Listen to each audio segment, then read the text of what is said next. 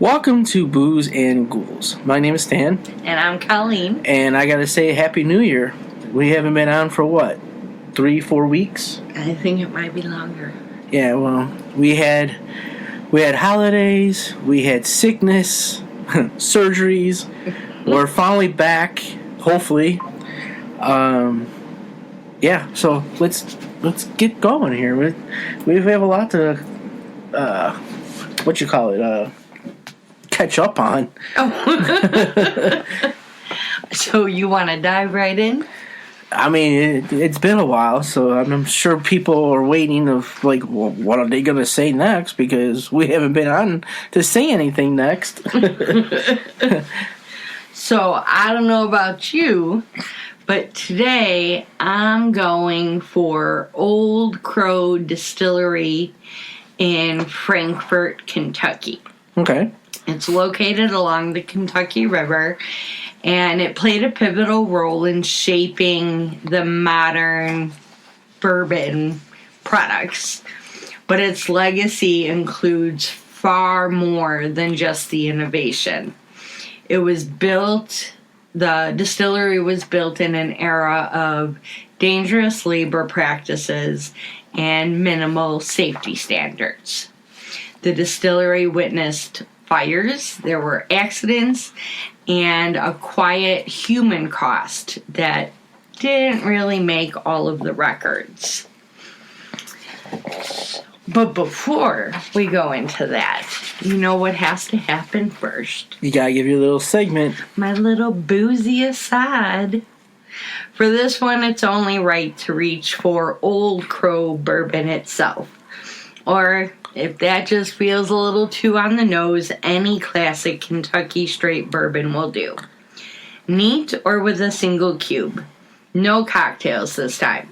This episode, we are going to be talking about history, labor, consequences, and sometimes you just need to let the spirit speak without dressing it up. Sip slowly, though. Do you ever had bourbon or anything like that? It's not. Bourbon's really not my thing.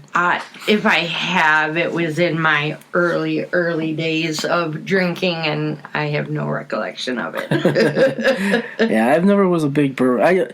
When I started drinking, I started with beer. Then I was on a Bacardi kick. I was just gonna say that. Then I was on a Jack and Coke and SoCo kick. Now, SoCo. Yeah, remember SoCo? Yeah, I do. I remember SoCo very well. Sometimes I don't remember it at all. I used to know a guy who would drink it straight out of the bottle. If it's the same person I know, then... No. Oh, really? No. Oh, okay. Yeah. There was some good nights and some bad nights on that stuff. Anyways, so let's get back to that distillery. So, like I mentioned, it is built along the Kentucky River, and we all know about water. Yeah, water's a very strong component, right? It has a way of remembering. And things. Limestone. It can bend. Rivers move, they carry, but it doesn't forget what's been poured into it. Whether it's bourbon, labor, blood, a few bad decisions made by people. Well, if there's bourbon involved, there's always some bad decisions. Right. So now the distillery itself is still there, however, it is not in operation. It was Jim Beam bought out Old Crow, the parent company of Old Crow, in 1987. And so now Old Crow Bourbon is actually released under the name of Glens Creek Distillery. Okay, so the distillery is... distillery. I can't talk. And actually, I'm going to cut you off. Apparently... The factory, the distillery is still in use. Oh, it is? Okay. It is. It operates on the original grounds, and it's just now packaged under the name of Glens Creek Distillery as opposed to Old Crow. Okay, that makes sense. But now, Old Crow himself, James C. Crow, who was the Scottish chemist who revolutionized bourbon production in the 1830s and 1840s, he's the one who actually introduced the scientific consistency to a process that beforehand had just relied on intuition and tradition. His sour mash. The fuck was What that? did my microphone do to you? Hold on a minute. Crow introduced his scientific consistency to a process that had previously relied only on intuition and tradition. His sour mash method became the foundation of modern bourbon making. And yes, if you enjoy bourbon today, you are benefiting from his work, whether you know it or not. But innovation doesn't make it a gentle place. Distilling in the 19th century was hazardous by default. High proof alcohol, open flames, pressurized equipment, and long shifts just created perfect conditions for accidents. Fires were common across distilleries nationwide, and Old Crow was no exception. Records indicate that there were multiple fires and explosions over the decades. Some were fatal, others just quietly absorbed into company history with minimal documentation. Workers were often local laborers, sometimes immigrants, sometimes people with very few employment options. Safety standards were inconsistent, injuries were expected, deaths were acknowledged, and then there's the river. The Kentucky River was both a lifeline and a threat. It powered the operations, it transported barrels, obviously supplied water, but it also took lives. Slips from loading docks, falls during night shifts, drowning incidents during floods or transportation mishaps. River-related deaths weren't rare in industrial Kentucky, and they weren't always recorded with detail or with ceremony. When people talk about Old Crow being haunted, a lot of those stories cluster around the river-facing areas, where the warehouses stand, the loading zones. When people talk about Old Crow being haunted, a lot of those stories cluster around the river-facing areas, where the warehouses stand, the loading zones, the remains of old structures that once handled the hardest, most dangerous work. By the late 1800s, Old Crow bourbon had gained international fame. It was reportedly a favorite of Ulysses S. Grant, and the brand became synonymous with quality American whiskey. Success brought expansion, more buildings, more workers, more pressure to produce. That pressure intensified during the Prohibition-era. Officially, distilleries stopped working. Unofficially, things get a little murky. Like a lot of distilleries, Old Crow's facilities were tied up in legal battles, government oversight, and quiet suspicion. Warehouses sat full, equipment remained intact, and rumors circulated about illicit storage, siphoning, and black market distribution. Now, Kentucky during the Prohibition era wasn't a calm place.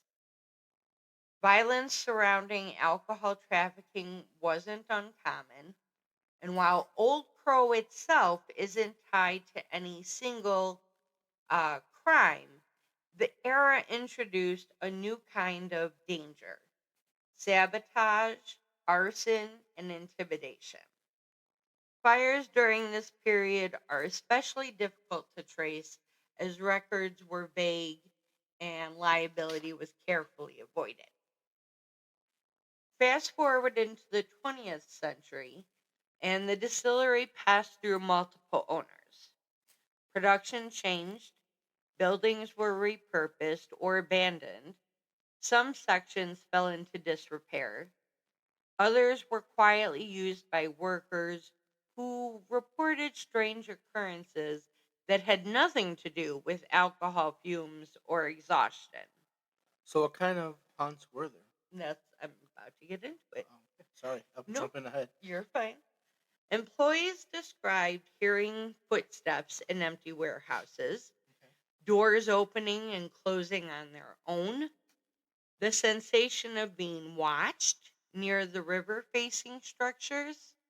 Security staff reported lights turning on in unused buildings and alarms triggering without cause. Interesting. What's interesting is how restrained the accounts are. There's no dramatic apparitions, no theatrics from a poltergeist, just persistent, repeatable discomfort. It's probably people that are still working in the afterlife. Right? I mean, seriously. It could be. Some workers reported the smell of fermenting mash in buildings that hadn't been used for production in years. Others describe cold drafts that didn't match the layout or weather.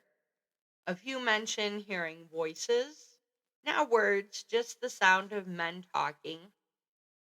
Kind of like a conversation you're not meant to overhear. Yeah, like the one trying to get this podcast going today. Right? I'll explain that after we're done. Investigators who later explored the site had similar experiences. EMF spikes near former work zones, temperature drops along the riverside, the sense that certain areas were occupied even when visibly empty. And again, pattern matters. What gives Old Crow its particular weight isn't a single catastrophic event. It's accumulation. Decades of routine danger, unrecorded injuries, near misses that didn't make the ledger, and deaths that were acknowledged just long enough to clear a shift and keep the line moving. Places like this don't announce their trauma, they absorb it. In the modern era, when the distillery buildings were no longer operating at full capacity and some structures sat unused, that's when reports became more noticeable. Not louder, just harder to ignore. Without the constant hum of machinery and workers, the silence made small things stand out.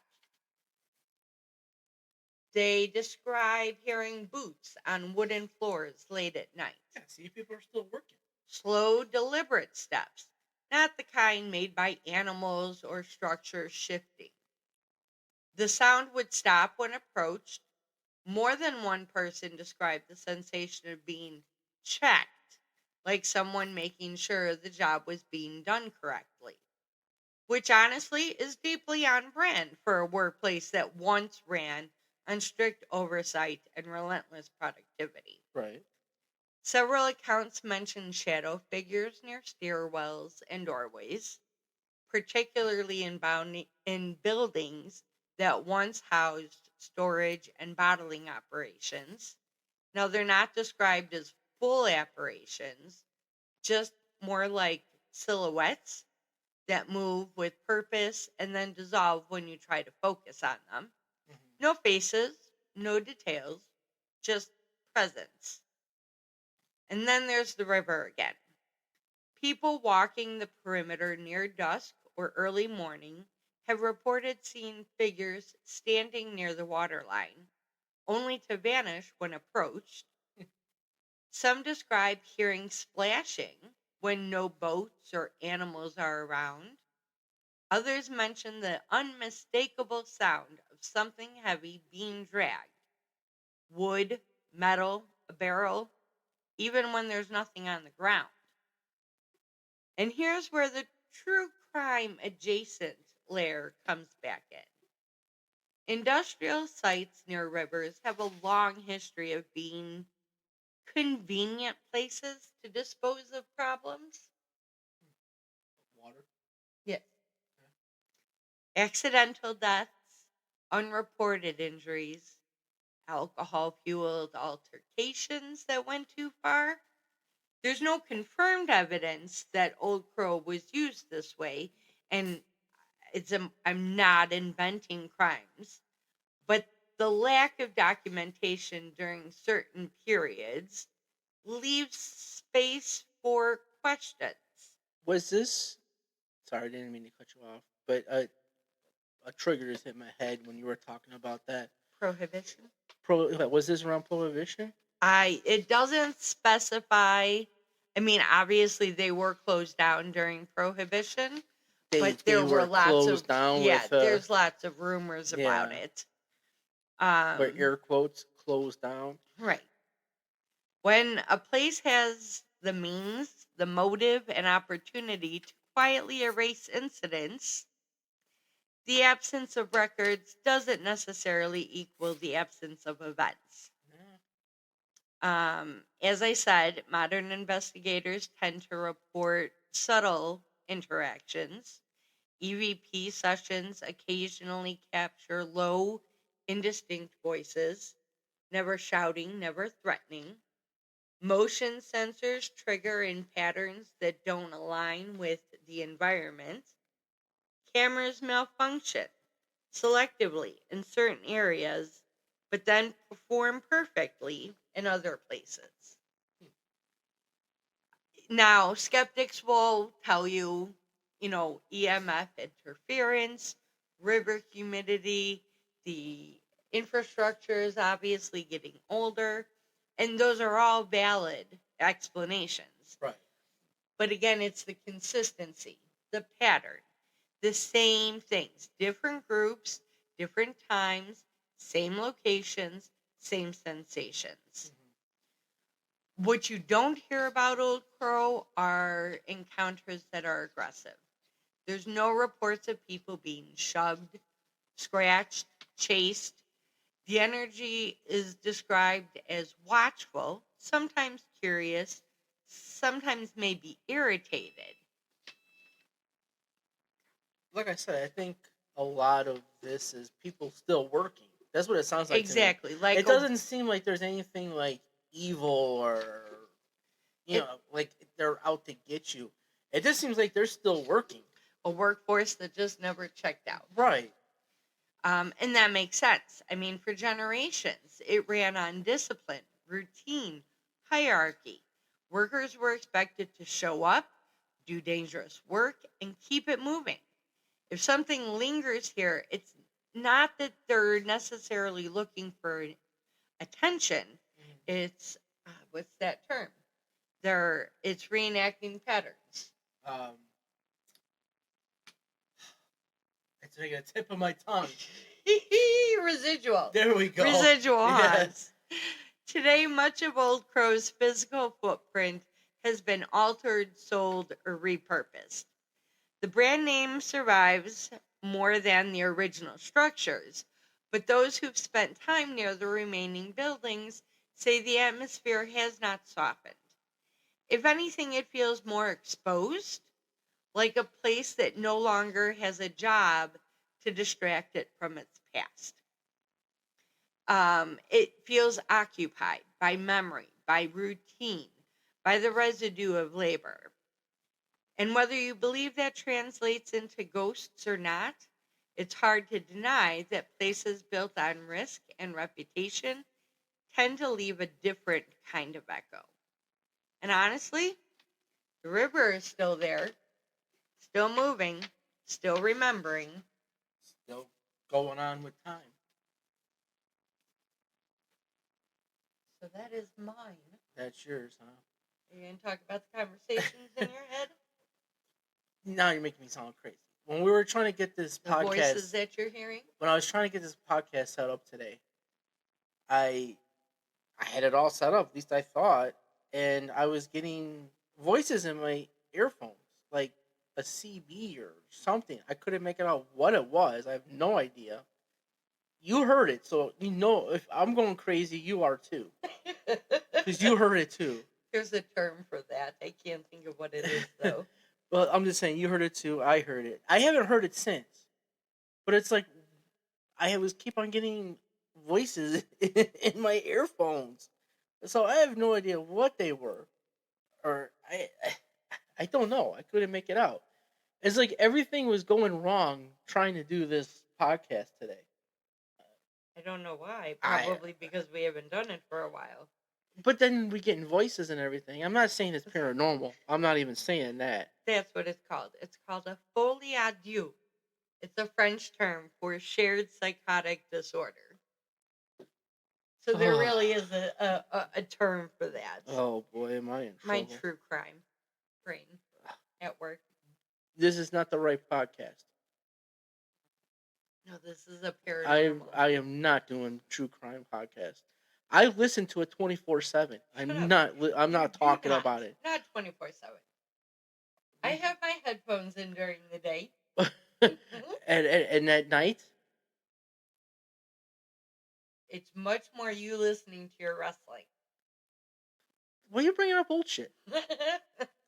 We'll be back much more consistently in the coming weeks. Right. You can go back to expecting an episode every Monday, except this Monday, the 19th. Because our the ones we do the podcast through is having maintenance on that Monday, so we wouldn't be able to download anything. So we will download this podcast on the 20th, which is Tuesday. Okay, but then after that, it'll be. Then after that, it'll be every Monday. We'll be back on schedule again with new content, new stories, new adventures, new everything. Right. So until next episode, do you have anything? No. Thank you for joining us. And remember, keep your eyes and ears open because you never know what's around that corner.